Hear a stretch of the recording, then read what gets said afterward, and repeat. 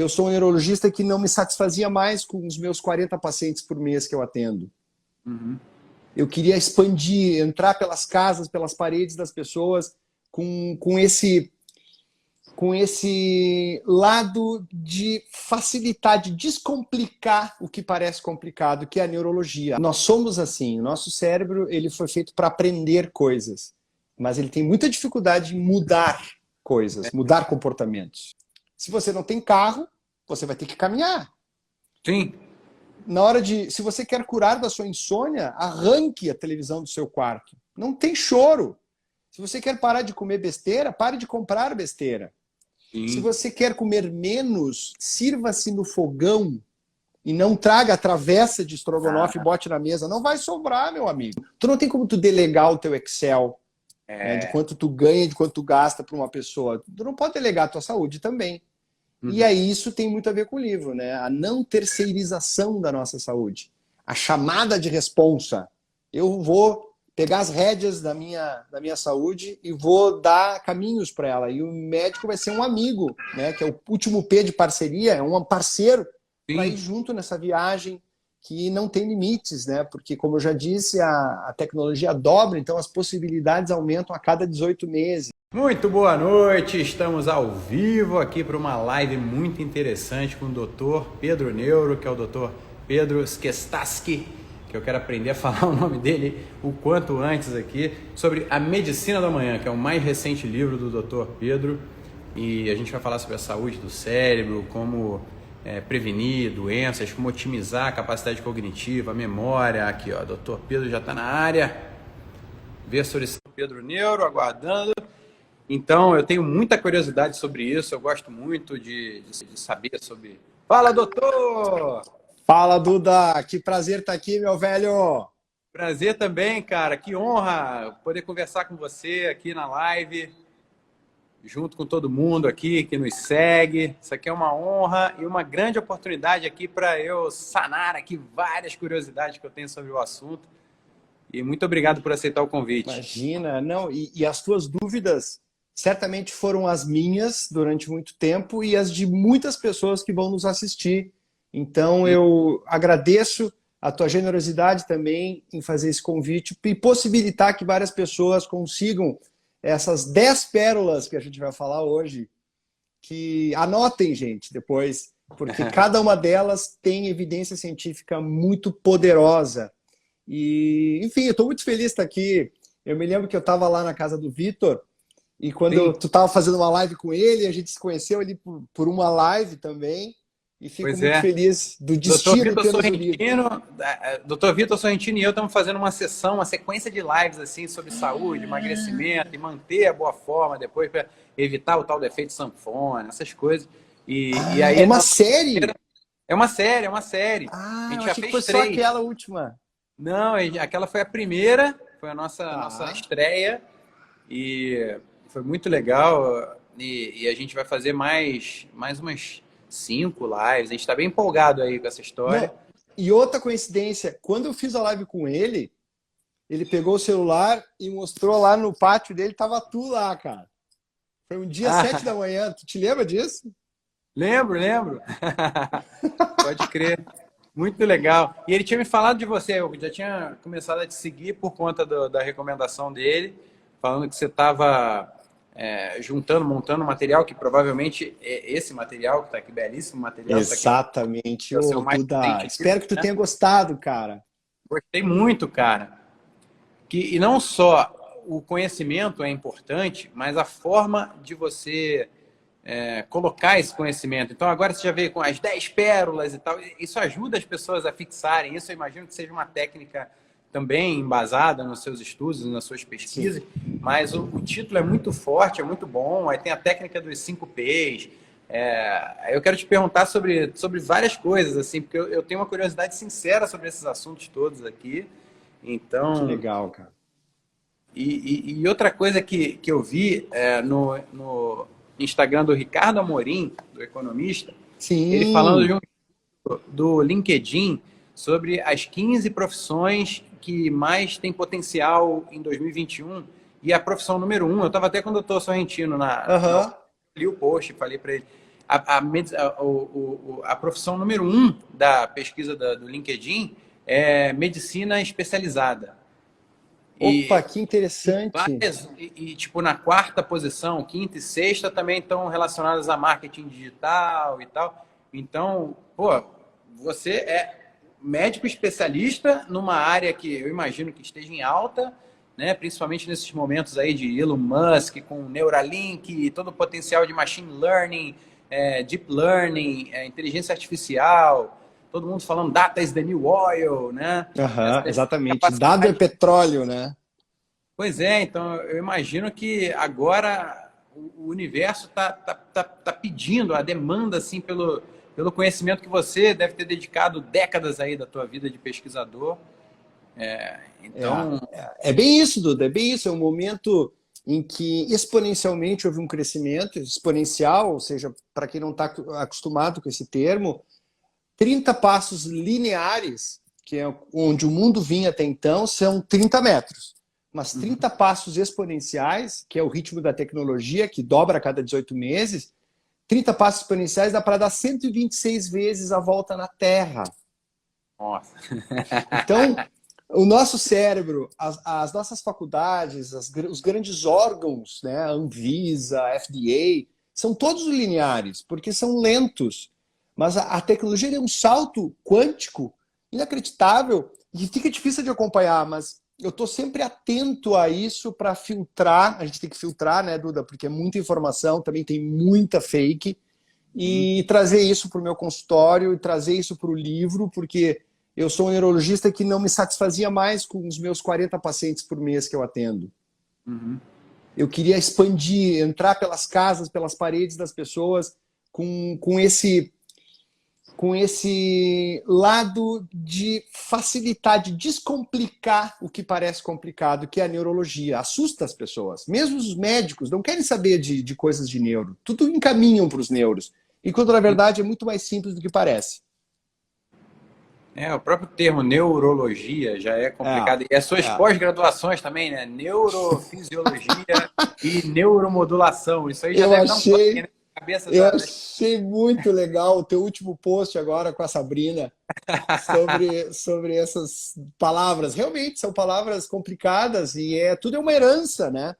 De toda de uma neurologia muito cerrada, muito rígida e muito colocando as coisas muito num pedestal. E a minha missão aqui nessa terra é descer e conversar com as pessoas para que elas realmente levem as coisas para casa, botem no bolso e usem. Sim. Não, mas nada é tão complicado quanto o seu sobrenome, cara. Como é que fala? Eu aprendi e esqueci várias vezes o teu sobrenome. Não, tu foi persistente, né? Foi persistente. Eu procurei no teu YouTube a pronúncia saindo da sua boca, aí fiquei treinando aqui, aí tava um tempo e... Sketstatsky. Como é que é?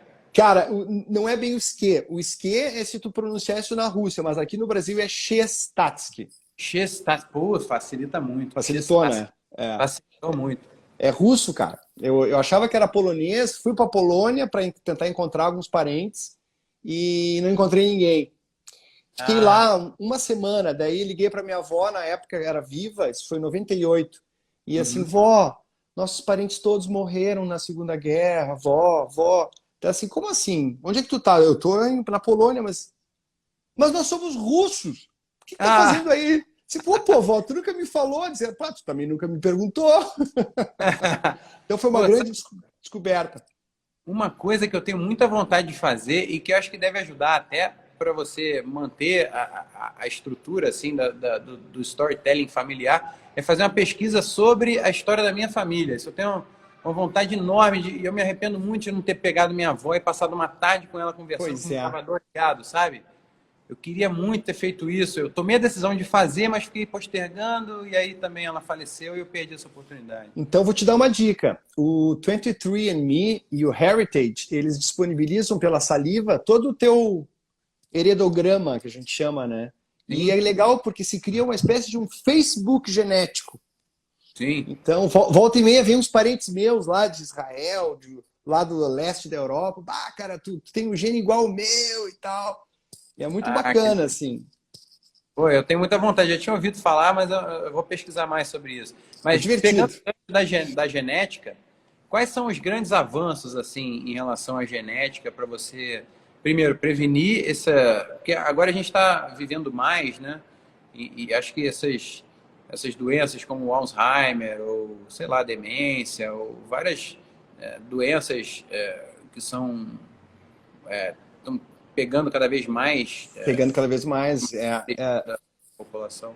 Olha, Duda, eu trabalho bastante com exoma, tá? Que são a parte funcional do genoma, que são de 5.000 a 10.000 genes que realmente são responsáveis por doenças. E eu tenho visto coisas impressionantes e maravilhosas, mas eu sempre lembro meus pacientes de que um gene mutado, uma mutação genética, não é uma sentença. Ele é apenas um elo frágil. Isso é muito empoderador, porque ao saber que é apenas um elo frágil, o paciente traz para si a responsabilidade da sua saúde para mudar esse gene mutado, para silenciar esse gene através do ambiente, que são as suas escolhas de movimento, de alimento, de pensamento, né? O método MAP, que eu criei também. Então isso se chama epigenética. Que é a capacidade que nós temos de controlar os nossos genes. Porque a culpa não é dos genes, mas é da informação que nós damos para eles. E essa informação vem do movimento, do alimento e do pensamento. Então eu me empolgo em falar sobre isso porque foi uma descoberta que beneficiou pacientes meus neurológicos de doenças aparentemente intratáveis, como Parkinson, Alzheimer, Huntington. Doenças realmente muito graves, mas que são certamente amenizadas por uma abordagem de estilo de vida. Claro que uma abordagem quanto mais cedo, melhor. Esse é o grande problema, que não só os médicos, mas os pacientes ainda têm um mindset muito reativo, né, em vez de proativo, que é um dos 5 P's aqueles. Sim. Pois é, isso aí eu sinto muito também, que as pessoas estão acordando mais para essa coisa de agir proativamente, né? Que eu acho que até do 5P você começa com a preditiva, né? Isso, que é o genoma. Que é o genoma, são exames que Ih, deu uma travada aqui. Deu uma travada, mas... Ah, voltou. Tá, que são os OMAs, ou os omics. São esses exames assim, tipo mãe de Ná. Eles têm uma capacidade de prever e engajar o paciente. Eu tenho vários pacientes com genes muito problemáticos no tocante ao câncer e que acabaram perdendo 20 quilos por medo. Então, é interessante que o ser humano, às vezes, precisa de um cutuco, assim, né? Para sair da cadeira, para comer direito e, sobretudo, pensar de maneira não tóxica.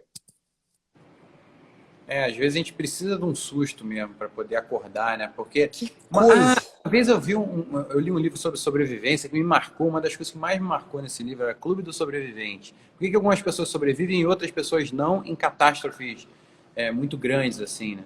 E aí uma das coisas que eles colocavam no livro é a síndrome da propensão à normalidade. Quando acontece uma coisa muito nova para a gente, a nossa tendência é tentar comparar aquilo com experiências anteriores. E quando não tem essas experiências anteriores, o cérebro teria uma propensão a achar que está tudo normal, ou que está tudo próximo ao normal. Aí ele cita um exemplo de um atentado que teve no metrô de Londres, e aí todo mundo, pessoas morrendo asfixiadas ali embaixo da terra por causa da fumaça e tal. E aí, do nada, vem uma pessoa que provavelmente até morreu logo depois de fazer essa pergunta. Ele falou assim, peraí, mas é que eu tenho uma reunião 1h30 da tarde, será que eu vou perder, eu vou atrasar? Ou seja, o cara estava no meio de uma catástrofe onde ele precisava acionar o turbo e ele não conseguiu se desconectar da agenda anterior e ele achou que estava tudo normal. Poderia ir na reunião dele, uma coisa... Eu acho que eu fiz um paralelo automaticamente assim com essa coisa de quem cuida mais da saúde, da alimentação, do estilo de vida. Então as pessoas tendem a ter essa propensão à normalidade e querer seguirem ali a vida normal, quando o perigo, até quando ele não é tão iminente assim, tipo um risco, né, imediato, assim, uma coisa assim.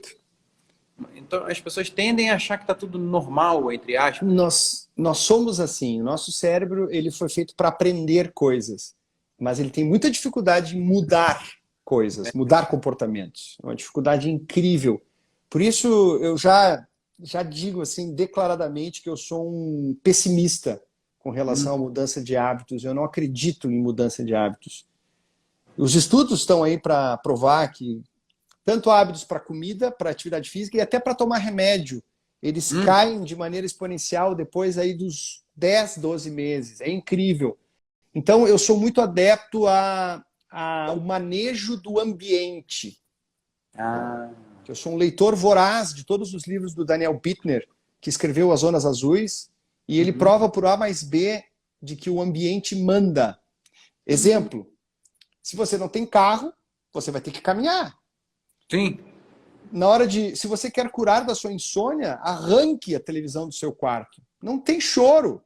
Se você quer parar de comer besteira, pare de comprar besteira. Sim. Se você quer comer menos, sirva-se no fogão e não traga a travessa de estrogonofe e bote na mesa. Não vai sobrar, meu amigo. Se bota na minha frente, não sobra, pelo menos. Então, são essas coisas que a gente aprende com as Zonas Azuis, que são as 5 cidades que são conhecidas por o maior número de centenários do mundo, que são aqueles 9 poderes, né? E esses 9 poderes, que são essas 9 características comuns a esses centenários, são todas derivadas de um ambiente que, por sorte, acabou sendo um ambiente favorável à longevidade. Nossa, eu estava vendo também um cara dando uma filosofada, eu não lembro nem o nome dele, assim, mas me marcou muito também. Ele falando assim, às vezes a gente tem que repetir hábitos, como, por exemplo, regras de etiqueta. E hoje em dia, nos nossos tempos, a gente está treinado a querer entender tudo que a gente, né, que estão ensinando para a gente, para você meio que rever as tradições e não, isso aqui não gostei disso aí. A explicação para esse hábito eu não gostei, não vou fazer não. E quando você fica nessa ânsia de achar que você vai entender todas essas tradições, assim, imagina se chegam uns jovens mais rebeldes aí nos lugares das Zonas Azuis e falam, não, eu não fui convencido aí por esses hábitos de vocês, aqui, eu vou dar uma mudada, sabe? Eu quero mudar. E aí, por causa dessa nossos hábitos de querer uma explicação racional, mesmo que seja só uma narrativa que não explique efetivamente, e aí a gente para de repetir as coisas, porque às vezes você repete, depois você entende por que aquilo virou uma tradição e por que é importante de repetir aquilo, né? O Harari tem um capítulo do livro 21 lições para o século XXI que fala sobre isso, né? Que o capítulo é ignorância, de como nós somos incapazes de entender tudo que está ao nosso redor.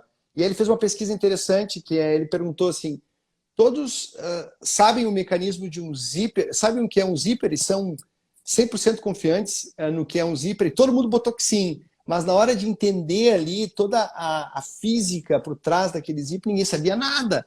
Então o que a gente faz, na verdade, é comprar pedaços de conhecimento, e quando a gente vai para o pau mesmo, o nosso cérebro simplesmente não tem essa capacidade de entender tudo que está ao nosso redor. Isso eu acho um pouco tempo perdido.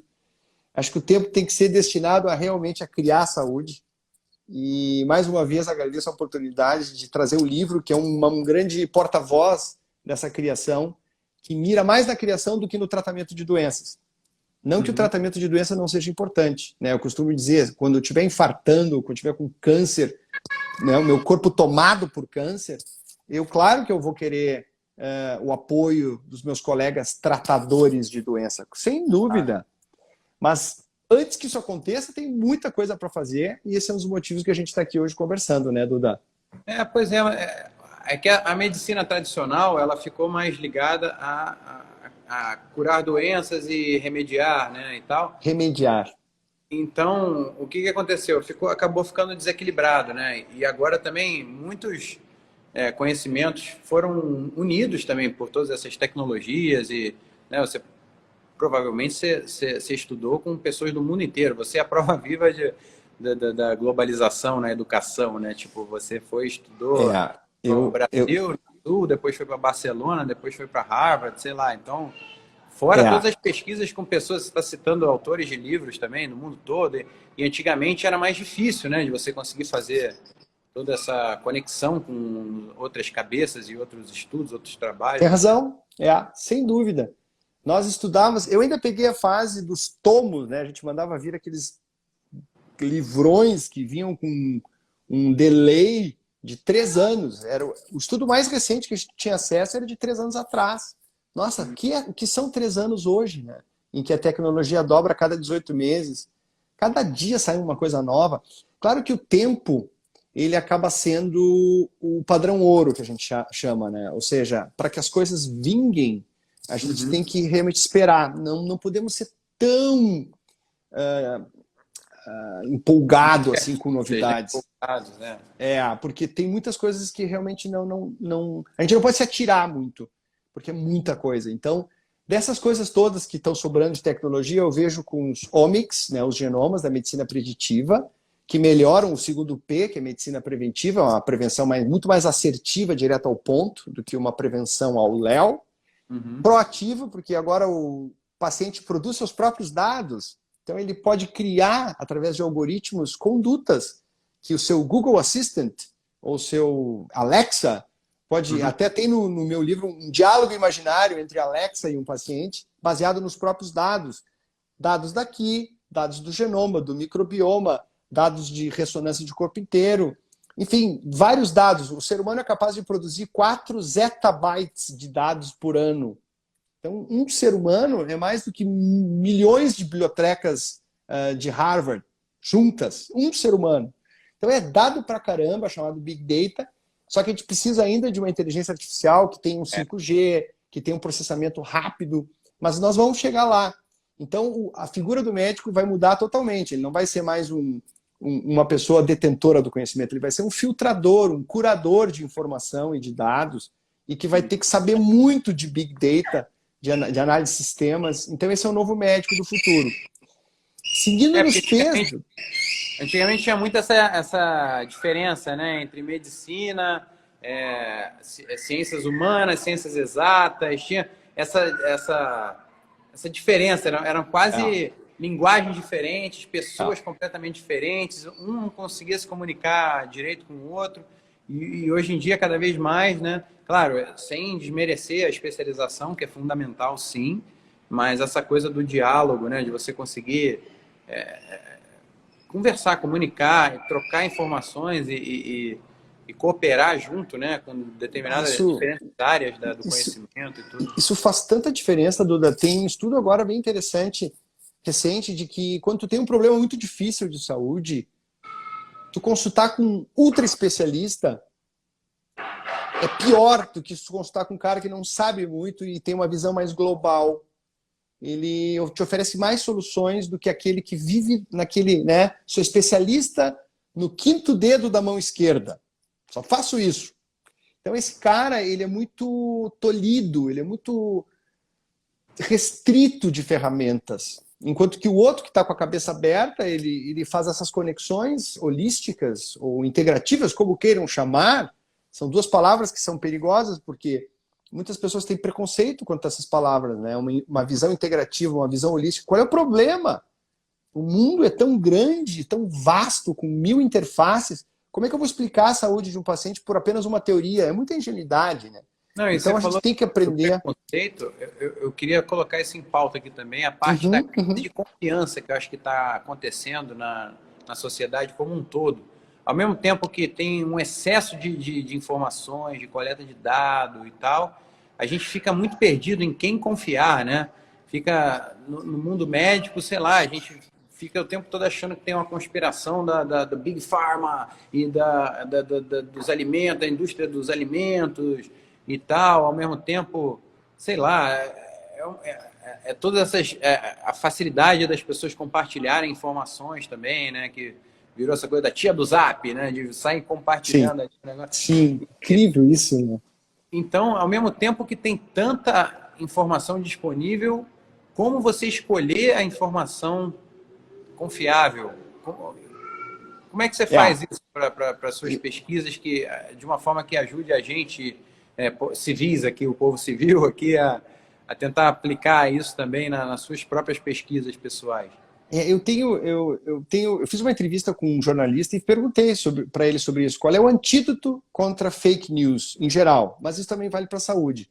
Então, o que eu digo para as pessoas é consultar o mesmo assunto em vários tipos de grupos de mindsets diferentes. Então, por exemplo, eu não vou só ler sobre diabetes numa revista de diabetes. Eu vou ler também sobre o que os microbiologistas pensam sobre o diabetes, que é o microbioma, né? As nossas bactérias. Hoje se sabe que é por causa delas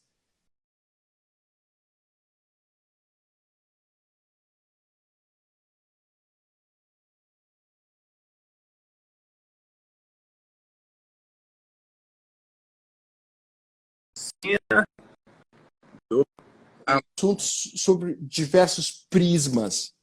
E então o que acontece é que a gente sempre acaba vendo apenas a unha do elefante.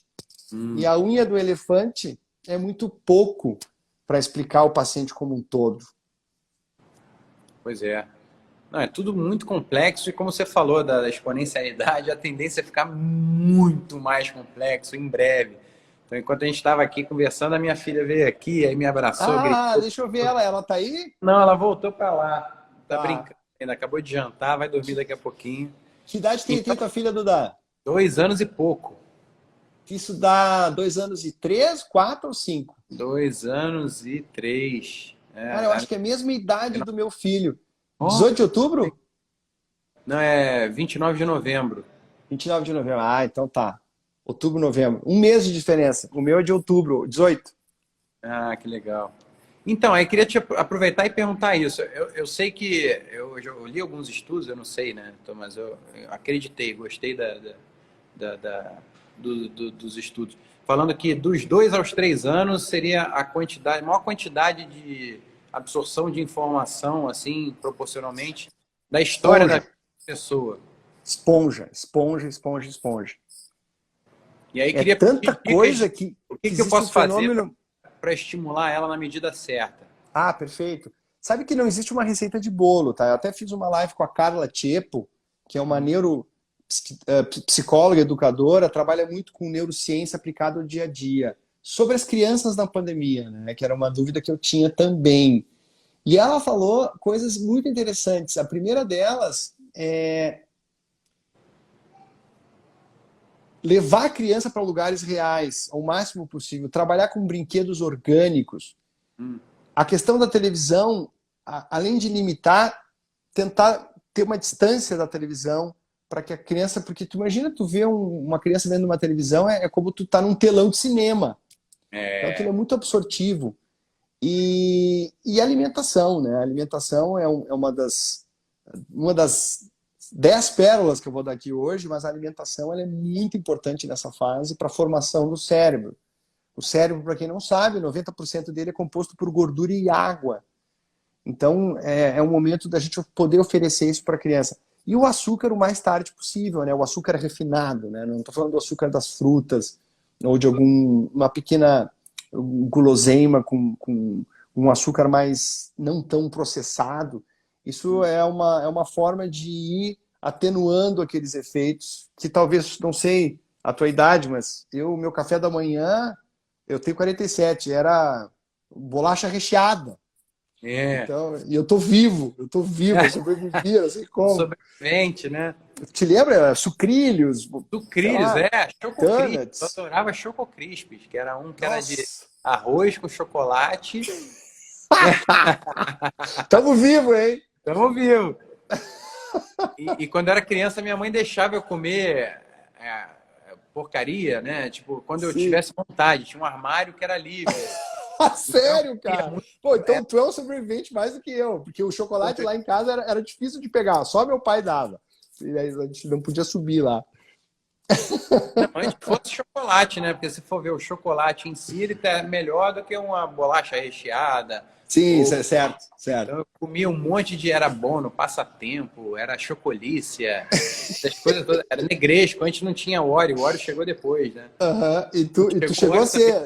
com tudo. Pô, e tu chegou a ter obesidade infantil ou não? Tu era um cara muito ativo? Cheguei a ter uma barriguinha que é muito engraçado, porque eu comecei a fazer dieta e comecei a treinar e comecei a me interessar pela saúde, porque minha mãe sempre entrevistou muitos médicos, então eu tive sempre uma super disponibilidade de Interessante, hein? médicos. Minha mãe sempre me levou para me consultar com ótimos médicos e ela sempre ganhou muito livro. Então, os assuntos que ela via que eu me interessava, ela separava para mim. Então, bem antes dessa coisa de recebidos, né, desse mundo do mundo blogueiro que a gente vive hoje, a minha mãe ganhava caixas de livros das editoras, de livro de CD. A minha mãe não conseguia sair de casa sem ganhar um livro e um CD. Ela saía com uma bolsa grande.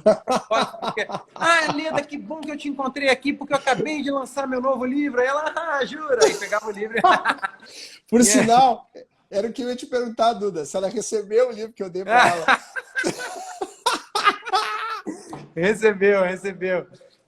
Muito bom. Então, tá certo. Ela é uma referência, né?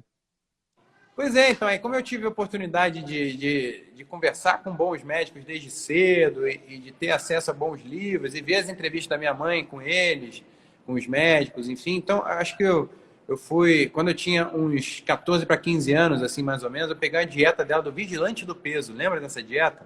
Sim. Ela tinha uma Xerox que era ela tirou uma Xerox da dieta da amiga dela e estava guardado assim no armário. Aí eu preciso emagrecer, que eu queria paquerar as meninas e tal. Que idade tu tinha? Eu devia ter uns 15 anos, por aí. Tava começando. 15 para 16. Aí eu peguei a dieta e aí comecei a seguir, assim. E eu lembro que a dieta, isso devia ser, né, há 22 anos atrás, 23 anos atrás. Caramba! Era tudo medido por cada porção era um pãozinho. Ou seja, você calculava mais ou menos, era um pão francês, assim, que era acho que 100 e poucas calorias, mas eles contavam as porções por um pãozinho. Que nessa época, né, tinha aquela pirâmide alimentar da ONU, né? Que era basicamente cereal com carboidrato leite. Na base. Né? E as pessoas morriam de medo de gema de ovo, como se gema de ovo fosse né, um veneno, né? E esse entupia de margarina com margarina com farinha, né? Esqueci da margarina. Nossa, que sobreviventes, hein? Mas é que tá, isso demonstra que realmente até uma certa idade, Duda, nós temos uma capacidade de reparação absurda. Tu deve te lembrar, quando tu era mais jovem, não sei se ainda tu consegue isso, mas eu cheguei a comer 3 churrascos no mesmo dia aqui em Porto Alegre e tomar minha cervejinha e no outro dia de manhã eu tava zerado. Sim. Isso acaba, né? Infelizmente ou felizmente acaba, então... Nas mulheres acaba um pouco mais tarde, 5 anos. No homem, depois dos 35, a coisa começa a ficar difícil. E na mulher, aos 40.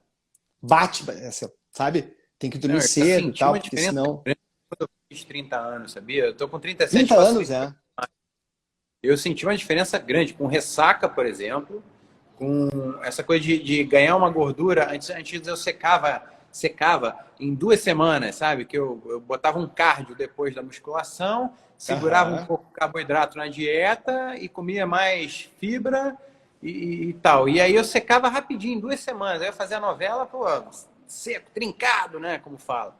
Hoje em dia já são 3 meses se eu fizer tudo certinho. E se eu beber 2 doses a mais numa noite, eu fico de ressaca o dia todo, o seguinte, assim. É incrível. Eu fiz uma live com o Caio Paduan, meu colega, e ele me disse que logo que eles recebem o roteiro, me disse se eu tô, né, se não é bem contigo isso, mas quando as pessoas recebem o roteiro, o pessoal já vai lá na cena da praia. Tem que fazer. Ver qual é o dia que cai. Qual é o dia que cai lá na praia, porque o pessoal começa a malhar, né? Então, normalmente, você vê os atores de Hollywood, por exemplo, então vai ter os Avengers. Então eles começam a preparação 6 meses de antecedência, aí Caramba. O Keanu Reeves vai fazer o John Wick, que ele já tinha uma idade, não sei se você acompanha filme de ação e tal. Sim, mas sim. Aí o John Wick, o Keanu Reeves fez uma preparação de 6 meses com 8 preparadores diferentes para as artes marciais, tiro, direção, tudo. E aí você vê o Chris Hemsworth vai fazer a preparação para o Thor, né? O cara que ele vai transformar. Porque o físico ele é fundamental para você contar a história. Assim como o figurino também é. Então tem que ser igual a programação neurolinguística, né? Tem que ver fala português tem que olhar a televisão passando rápido e ele tem que entender que aquele ator ali está interpretando um lutador de boxe, por exemplo. Então tem que ser aquela coisa, tipo, o arquétipo tem que estar de acordo com a história, senão destoa, né? Porque você não pode abusar da licença poética nesse sentido. Então você tem que usar o seu corpo. Então eu brinco que a parte, para mim, né, foi importante porque eu usei sempre a minha parte estética como uma referência. Eu acho sim que a estética e a saúde, elas estão completamente ligadas, assim. Total. Claro que você pode usar maquiagem, Facetune, Photoshop, pode usar, né? Você pode aparecer bem na cena da praia e tal, e na verdade você está destruído por dentro, sim, isso pode acontecer, mas isso não é sustentável, né? Então, geralmente as coisas andam juntas, né? Tu olha para uma pessoa que está consumida por fora, ela certamente também está por dentro. Agora, os jovens têm esse dom, né? Essa flexibilidade, como tu disseste, um certo controle e que tu tinhas e que tu perdeste, né? Que tu não tem mais. E isso, de certa forma, é uma proteção que a gente tem. Que bom que a gente não consegue mais fazer noitadas e noitadas e noitadas e tá sempre bem. Porque senão, porque é de colapso, né? Hoje as pessoas entram em colapso por trabalho. Então, é muito legal a gente ter consciência das nossas limitações. Tu estás com 37 agora, é isso? Sim. 37 para 38. Já tô quase no 38. Você tá com 47? 47. A geração normalmente é medida de 11 em 11 anos, né? Então, tecnicamente, a gente pode ser considerado da mesma geração, eu acho. Tanto que a gente tem várias coisas ali que tu falou, né? Desculpe, você falou. Tu falaste, que... né? tu falaste. Eu me sinto um ignorante, porque o carioca usa o tu fez, né? Tu falou, que é horrível, né? No português, assim, é horrível. É muito Mas feio. eu não consigo falar o português correto. Eu agora, por uma razão, eu não sei qual, nós temos falado com o Lucas por você. Eu não sei por quê. Acho que para facilitar a vida dele, porque o tutear, né? O tu é muito, ele quebra, ele trunca muitas vezes. Então, mas dessa vez você falou uma série de coisas ali da infância que são as mesmas que eu me lembro, né? Nescau, Nesquik, Todinho, bolacha recheada, negresco, blá blá blá. São coisas, são referências da nossa geração, de uma geração que não tinha tanta informação, né, Duda? Os nossos pais não tinham essa noção. Fumavam. Fumavam, exatamente. Meu pai foi fumante também. Tem até uma foto no almoço, ele fumando, comigo no colo, assim, umas coisas. Bom, se fumava no avião, isso. Né? As pessoas fumavam no avião. Essa aí é matadora, né? Então, é incrível. Aproveitando o gancho da linguagem, eu fico muito preocupado, assim, porque tem uma coisa assim, o que uma geração tolera, a próxima geração abraça. Então, a gente vai vendo, assim, as pessoas cada vez mais abraçando as gírias, que vão se tornando quase dialetos e tal. Eu queria te perguntar, o uso da linguagem, o uso inapropriado da linguagem, tecnicamente falando, pode comprometer ali o QI da pessoa, a inteligência da pessoa, o poder cognitivo? Não, olha só. Ou fica tipo como se fosse uma segunda língua, uma terceira língua, um dialeto. A inteligência é tão complexa que o Howard Gardner publicou as inteligências múltiplas, né? São 9 tipos. E é tão complexo que, além de serem 9 as inteligências, a linguística, a corporal, a sinestésica, tem a intrapessoal, interpessoal, tem a geográfica, enfim. Além de ser várias, elas vão mudando ao longo do tempo. Ah, tá. Então, tu pode criar aptidões novas do nada. E isso é um problema, porque a escola e a universidade, elas priorizam apenas 2 tipos de inteligência, né? Que é a lógico-matemática e a linguística literária. A vestibular, por exemplo. E tem pessoas, ninguém pode negar que Garrincha era um gênio, mas não sabia ler, escrever ou falar. O negócio dele era sinestésico. Então ele era um gênio. Então, no futuro, a escola do futuro vai reconhecer essas aptidões e vai estimular elas. Porque se viu que é muito mais importante maximizar o que a criança tem do que tentar introduzir que ela seja forte em tudo, entendeu? isso se viu que não é producente. Essa questão, você tem que ser bom em matemática, em geografia, em francês, não sei o quê. Não, não. Tu é bom em história, vai-te embora.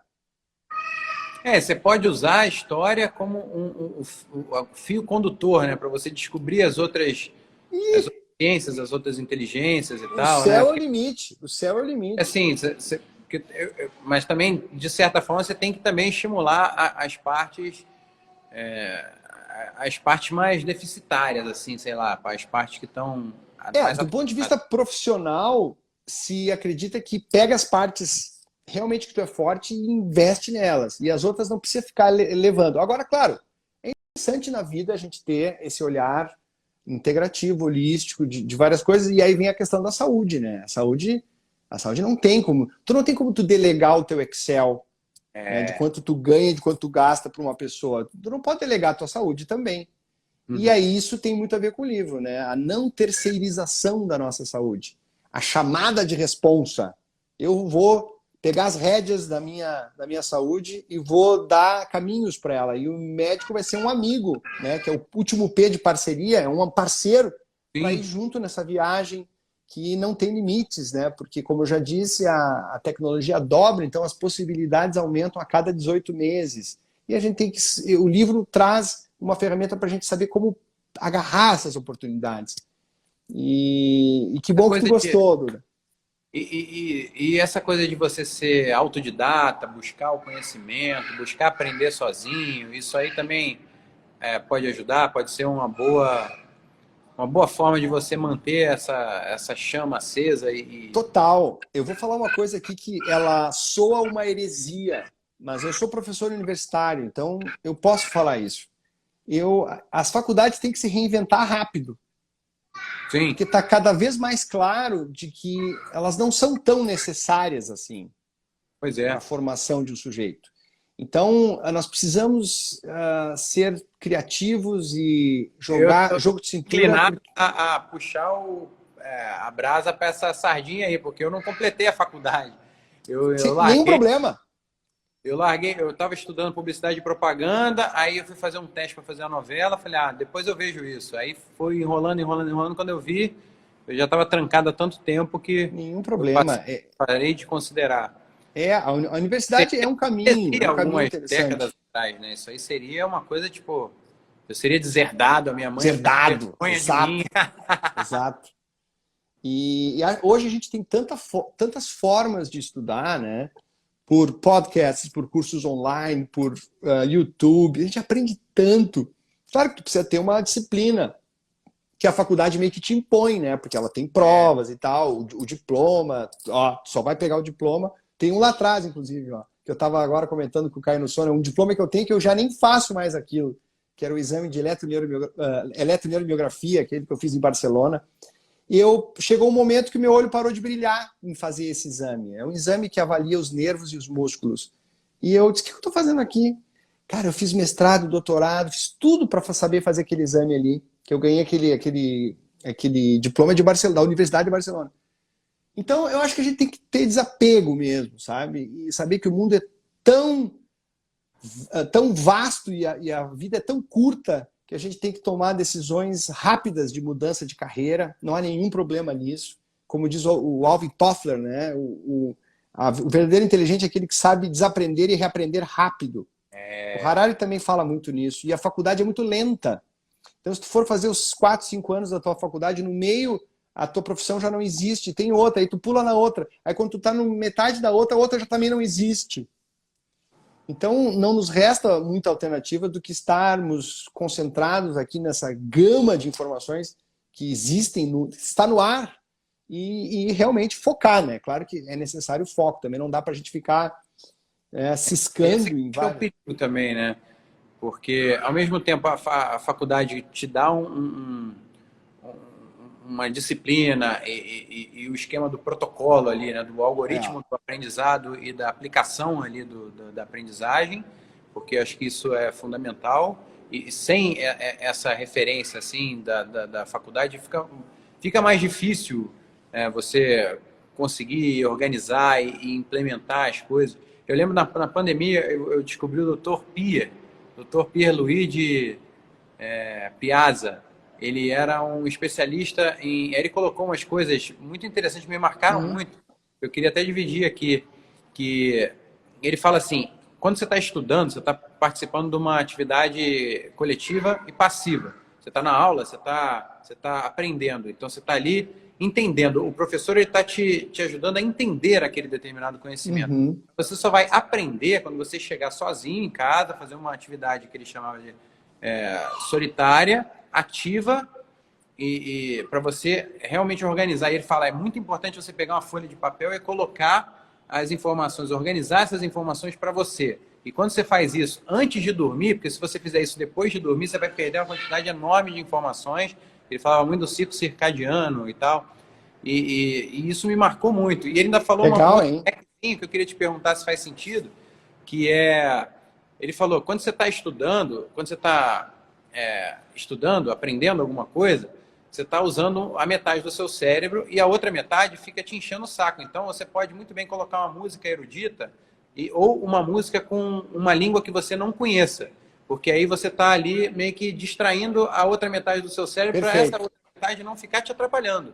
Perfeito. E aí eu passei a fazer isso. E realmente Te ajudou? não sei se foi psicológico, se foi placebo.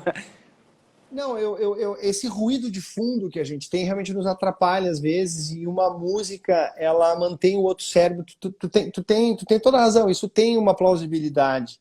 E motivo pelo qual também o jazz é meu companheiro.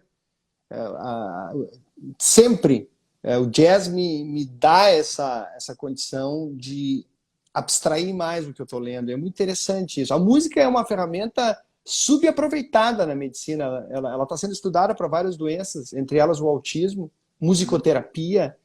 E é isso aí, são coisas que a gente aprende. Tu não precisa fazer uma faculdade para fazer. Eu acho que a faculdade ela te gera contatos interessantes, tu conhece pessoas inteligentes. E talvez agora exista uma mudança agora nas faculdades, que é a chamada mentoria, que é um grupo de alunos que se reúne com o professor durante toda a faculdade, assim, que se reúne semanalmente, toma um café, fala sobre carreira, sobre aspirações. Acho que a faculdade ideal ela iria numa linha mais assim, do que simplesmente conteudista, né? Mas é legal, por outro lado, poder estar dentro da faculdade para tentar mudar alguma coisa, né? Eu criei lá na faculdade uma atividade que é medicina fora da caixa. Então a gente só convida pessoas para falar sobre tudo, menos medicina. Legal. Então eu ensino os alunos a degustar um bom vinho, a jogar na bolsa, a criar uma startup. Então, semanalmente, nós fizemos isso há 2 anos atrás, foram 50 palestras, e é isso, para tentar dar esse jogo de cintura para os alunos, porque a vida é tão cheia de imprevistos, os pacientes, cada paciente é uma coreografia. Então, para tu ter esse discernimento e não uma rigidez, né, do livro, que te engessa muito, né? E os pacientes hoje querem outra coisa, eles querem um médico plural, né? Um pluralístico, integral.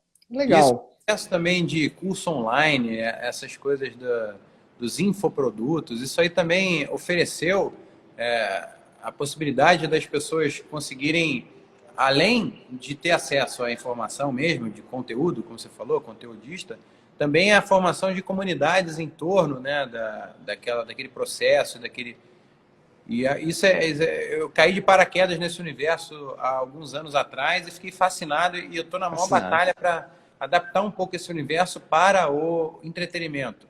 Porque eu acho que o entretenimento parou no tempo. A coisa dos infoprodutos ganhou essa fórmula de lançamento, todas essas formas de envolver e incrível. De curar as dores do consumidor e de se preocupar sempre em oferecer alguma coisa em troca por aquela atenção que a pessoa, né, dedicou a você e tal. Isso aí criou uma estrutura que eu acho que era tudo que estava faltando na indústria do entretenimento. Então eu passei a canalizar muito os meus estudos para isso, assim. Falei, pô, eu posso usar isso para produzir entretenimento em larga escala, assim.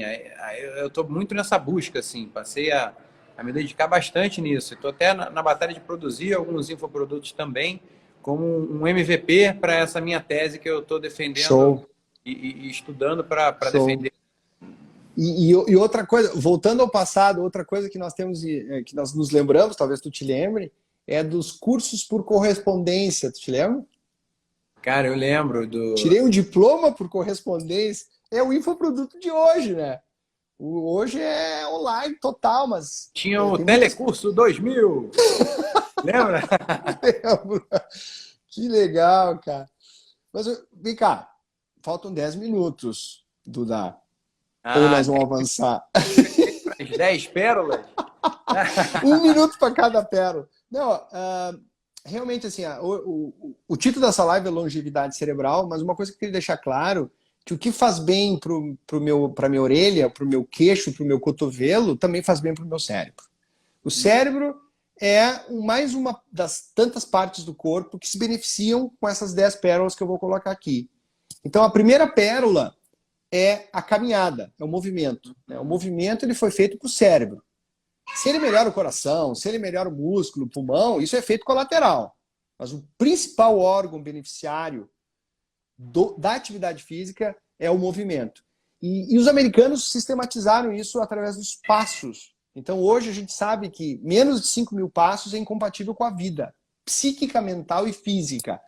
E 10.000 passos é o sonho de consumo, porque ele melhora o teu microbioma, ele libera substâncias no cérebro que aumentam a plasticidade, como o BDNF, e de lambuja, assim, de bônus, tu ainda ganha talvez 8 anos a mais de vida, caminhando 10.000 passos por dia, controlados por relógios muito simples. Segunda pérola. O doutor Laí Ribeiro uma vez falou uma coisa que me marcou muito, era assim, você sobe escada para fazer bem para o corpo, você desce a escada para fazer bem para o cérebro. Aí eu imaginei que fosse essa coisa de ficar recalculando para não cair, né? Porque eu gosto de fazer escadaria, porque eu acho objetivo.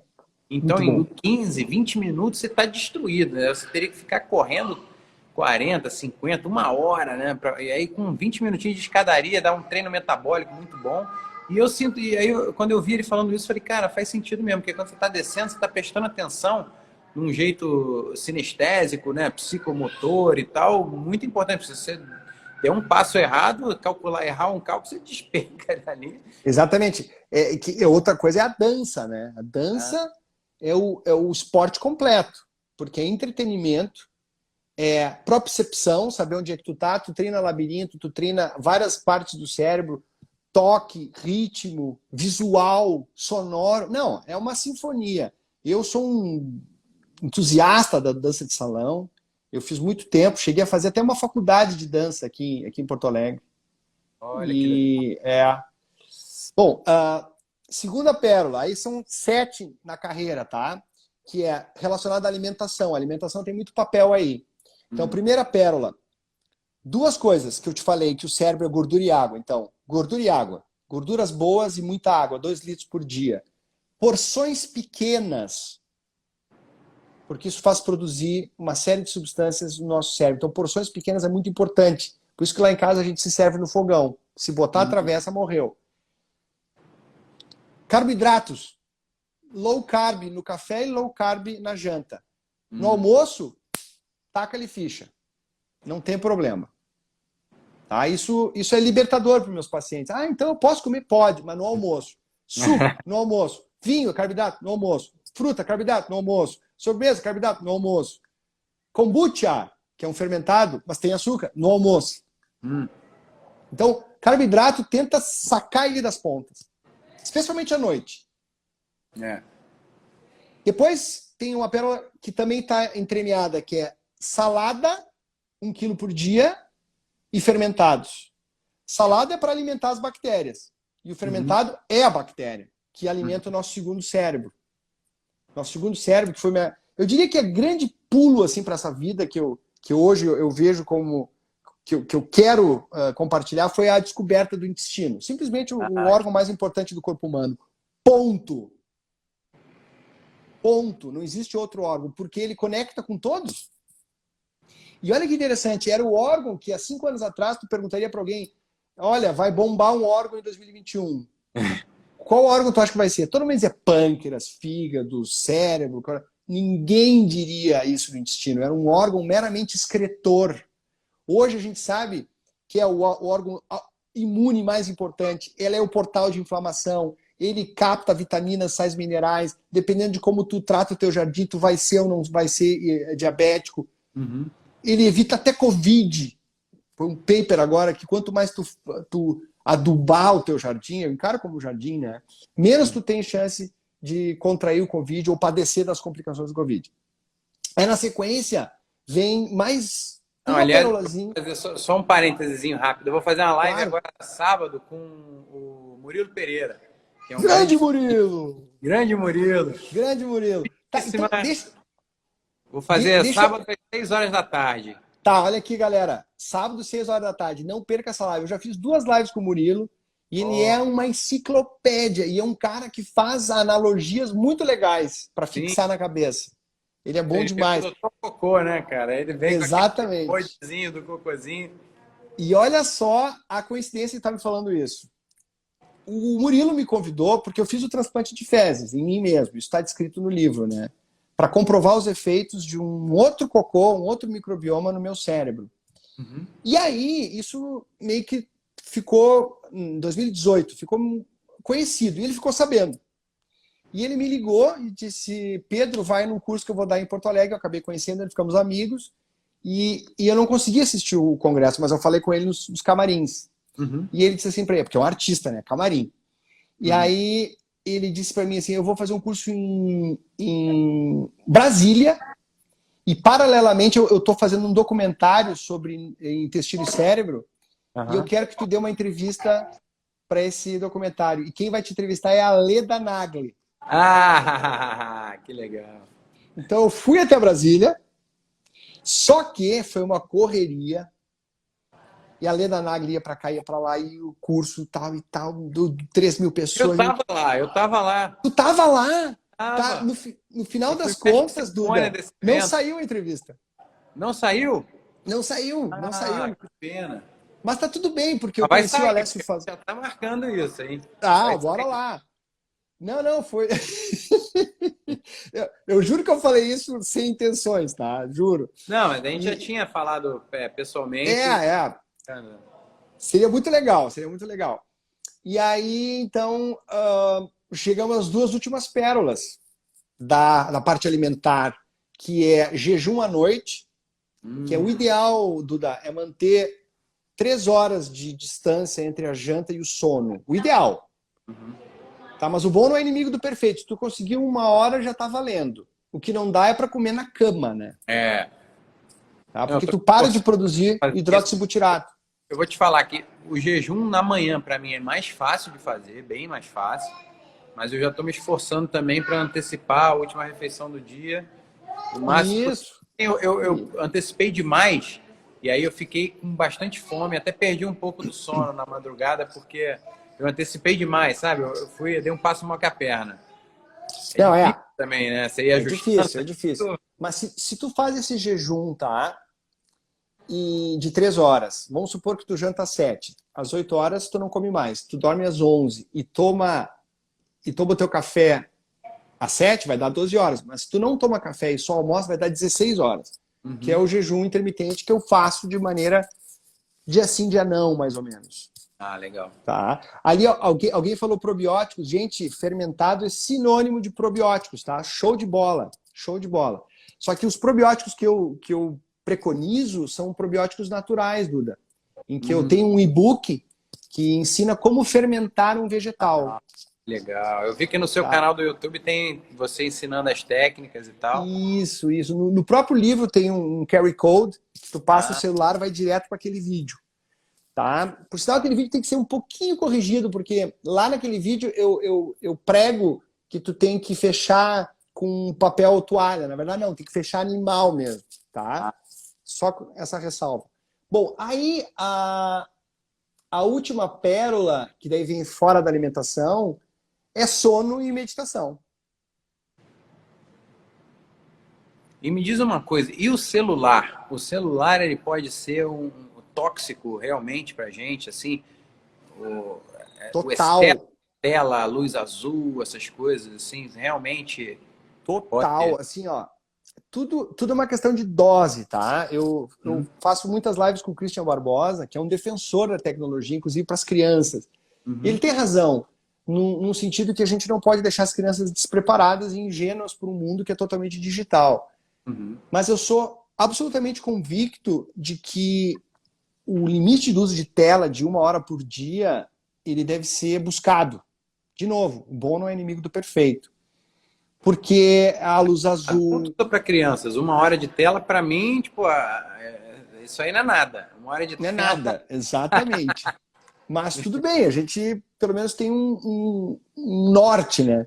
Mas realmente, assim, não só pela questão física, biológica, mas também pela questão mental. Eu não sei se tu chegasse a assistir um documentário chamado Dilema das Redes. Ah, esse aí bombou, né? Bombou porque não é só insônia e coisas de luz azul, mas é de opiniões, de posturas. E tem Então a é bem tal interessante. FOMO, né? Da Fear of Missing Out, que é a tal da síndrome que tá pegando todo mundo, assim, principalmente as novas gerações, né? Essa coisa de Qual é, o qual é essa Fear of síndrome? Missing Out, a FOMO. Essa síndrome de que você tá sempre perdendo alguma coisa, tá sempre atrasado, tá? Pô, deve estar todo mundo comentando alguma coisa ali no Instagram e eu não vi. Aí entra lá, não aconteceu nada. Ah, deve estar então todo mundo no Twitter. Ah, não aconteceu nada. Ah, tem ali. Interessante. Jovens ficam desenvolvendo ansiedade, depressão, enfim, É. também. Eu vejo assim, é muito triste ver pessoas que estão com a saúde física perfeita, mas que são completamente dominadas por essa maquininha endiabrada aqui. Eu mesmo, às vezes, me pego conectado aqui e desconectado de mim, das outras pessoas e desconectado da natureza, chamada tripla desconexão, escrita pelo Austin Permuter. Fiz uma live com ele, filho do David Permuter. Ele viu que nós vivemos esse mundo, conexão com a gente mesmo, com o outro e com a natureza. Não, eu tenho 2 vícios, café e celular. E os dois juntos, mais ainda. Hã? E quando estão juntos, melhor ainda. Não, total. Aí eu fico tomando café e celular e vice-versa. Como é que tu faz, cara, para tu conseguir produzir? Tu te impõe regras? Eu acho que no futuro o celular vai chegar um momento que ele desliga, mesmo que tu não queira. Porque eu vejo o celular como cigarro, sabe? Teve que serem escritos 15 mil artigos para provar que o cigarro era letal. Eu acho que é uma questão de tempo de haver algum tipo de lei com relação a isso. Mas como é que tu faz para conseguir produzir em meio a essa máquina maravilhosa e voluptuosa que é o celular? Então, eu uso o celular para produzir muita coisa. Então, aumenta muito a minha capacidade de produção, de conexão e tal.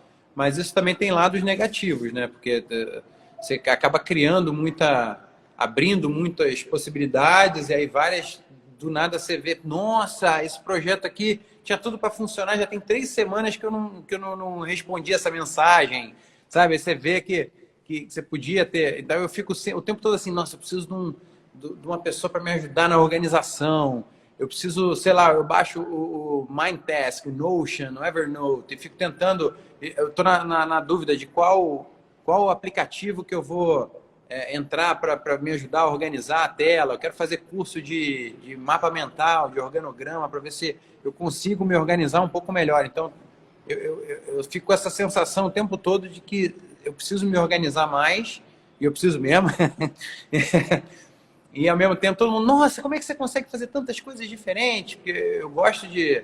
Aí, uma vez eu assisti uma palestra do Gary Vee, e ele falando assim, pô... quando as pessoas ficam falando para você escolher as coisas e não ficar, não querer abraçar o mundo, não querer fazer várias coisas ao mesmo tempo, manda a pessoa para aquele lugar, porque eu faço... Aí eu falei, pô, você consegue hoje em dia confirmar a sua tese com especialistas distintos, né? Multidisciplinarmente, em qualquer vertente que você quiser escolher, né? Então, às vezes... Perfeito. E aí eu olhei, quando ele falou isso, eu falei, então beleza, eu vou usar isso de desculpa para o Gary. Se ele falou, tá falado, né? Mas eu preciso muito me organizar mais. E isso desde arrumar meu escritório fisicamente, porque a bagunça física também faz mal. Também. Eu chego no escritório cheio de coisa para fazer, eu chego lá, eu já fico meio cansado e mais burro, sabe? Só porque o ambiente está bagunçado. Fica torpe. Eu te entendo. Cara, a minha ficha caiu quando, mais de uma vez, não foi uma só, eu estava aqui no celular brincando com meu filho e meu filho me deu um tapa. Me deu um tapa, cara. Daí eu olhei para ele e parei o celular. E na outra vez eu estava no celular, ele não me deu um tapa, mas ele veio por baixo e disse assim: Oi!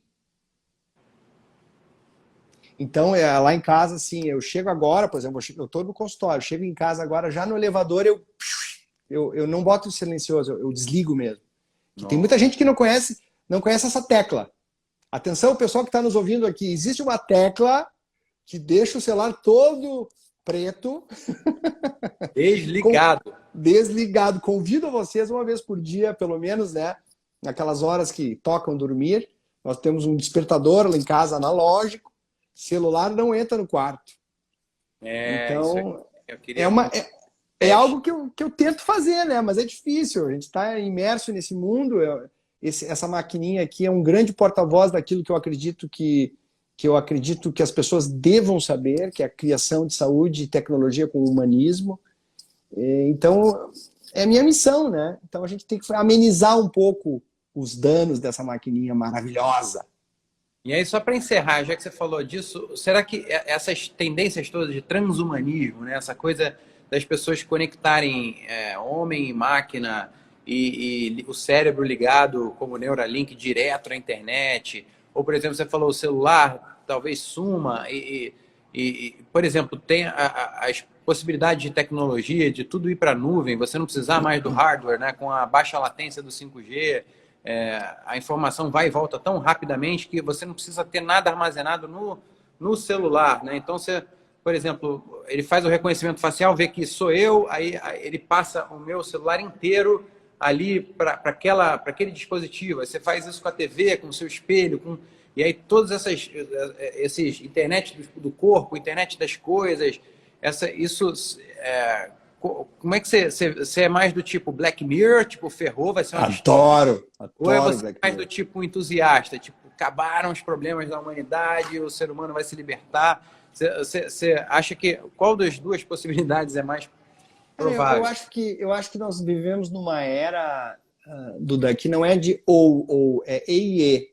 Então eu acredito muito nisso, sabe? Porque o que eu mais acredito, que é comprovado por todos os estudos de longevidade, são relacionamentos. Tanto familiares quanto não familiares. A qualidade dos relacionamentos como preditor de uma vida melhor. E o celular atrapalha, por um lado, isso. Atrapalha quem está do lado, né? Eu conecto contigo que está no Rio. Acertei? Rio? São Paulo. São Paulo. Ok, sorry. Mas esses dias eu fiz com um casal de... Nossa, esses caras são demais. É o seu como é que é o nome dela? A dona Ivane e o seu Inácio, que são dois caras que viajaram de bicicleta 1 ano lá do sertão. E o sinal estava perfeito. Eu conversei com eles por 1 hora. Então tem dessas. Isso nos conecta e nos desconecta. Eu acho que o bom senso ele deve imperar. Eu acho que quando a gente está com as pessoas que a gente ama do lado, a gente tem que deixar essas coisas de lado. E é uma luta diária, eu admito. Eu não estou aqui pregando que sou um exemplo, longe disso. E a minha esposa quem diga. E a minha esposa e meu filho quem digam. Mas acho que é fundamental essa consciência. Então eu acredito nesse transhumanismo, nessa loucura Black Mirror. Eu até tenho uma aula, Neurologia Black Mirror, porque eu me empolgo com isso, mas no final do dia... Sem dúvida, tem potencial para... E aí, só para fechar, tinha uma coisa que até falei numa outra live que eu fiz para anunciar a nossa live aqui, que uma coisa muito pessoal, assim, mas acho que pode ajudar muita gente, porque eu tive Covid em novembro do ano passado. E acho que até hoje o meu paladar e o meu olfato não voltaram 100%. Eu não sei se é psicológico e tal, mas eu acho que eu passei a usar mais sal na comida por falta de... Duda! E eu queria saber, isso volta? Tem como recuperar o paladar? Eu vou te dar um número mágico. Esse número é 18 meses. 18 meses por uma lesão no bulbo olfatório que de certa forma faz parte do sistema nervoso central, é como se tu tivesse tido um mini AVC.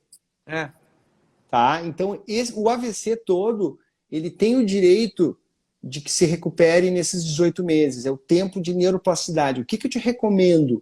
Use e abuse do teu olfato. Reabilitação olfativa. Feche os olhos, adivinhe.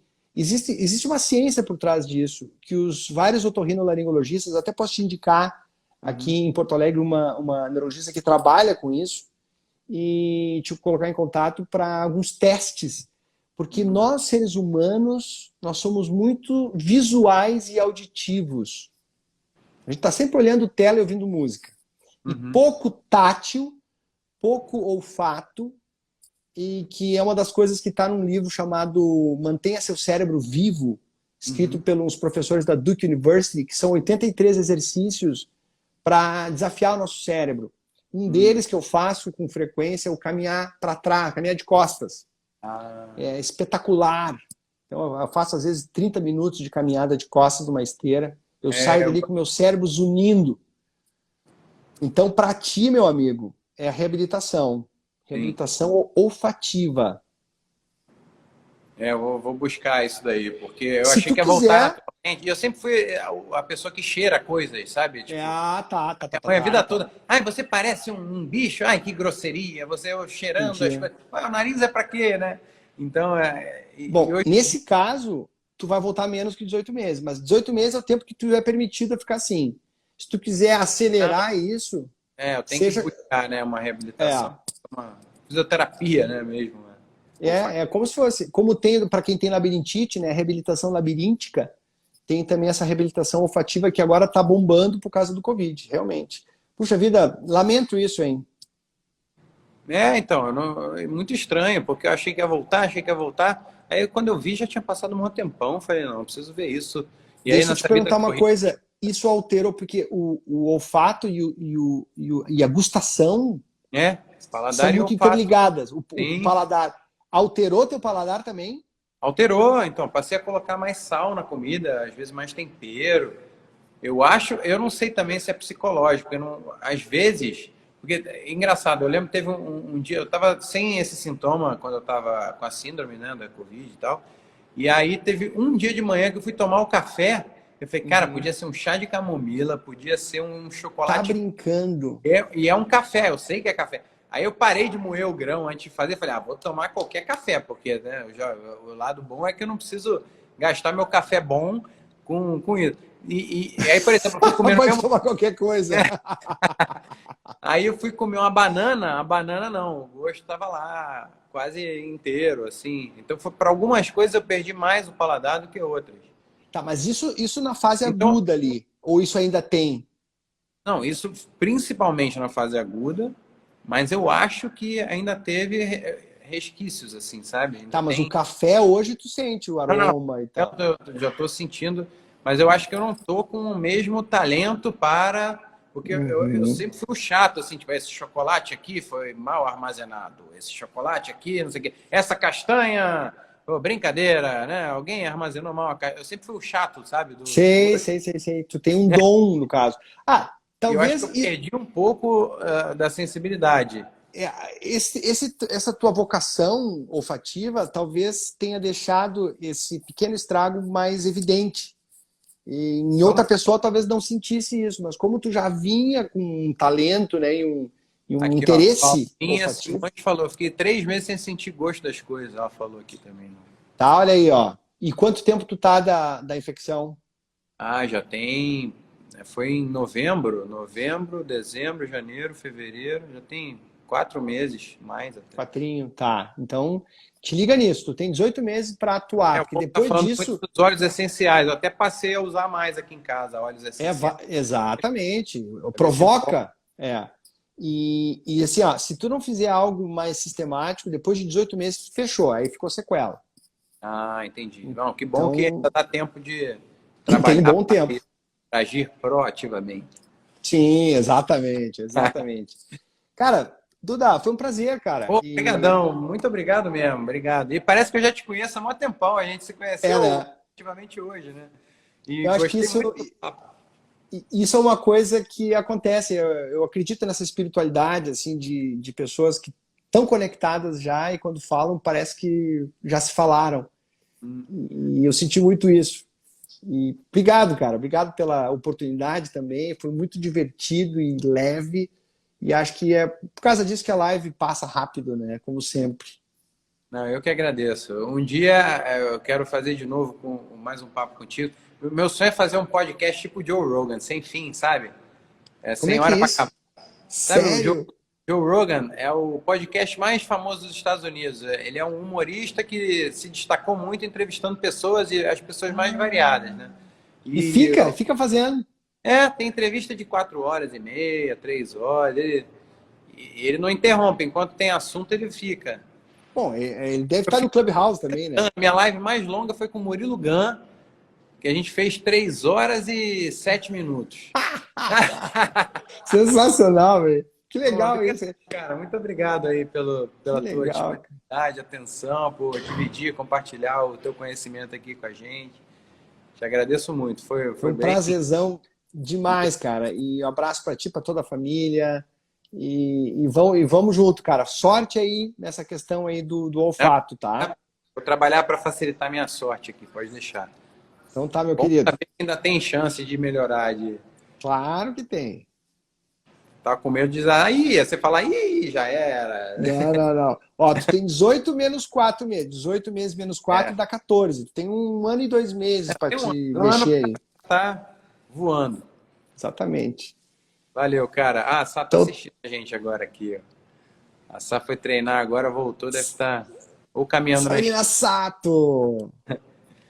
Muito obrigado, cara. Abração e para todos vocês, viu? Uma ótima noite a todos aí. Muito obrigado por ficar com a gente tanto tempo aqui.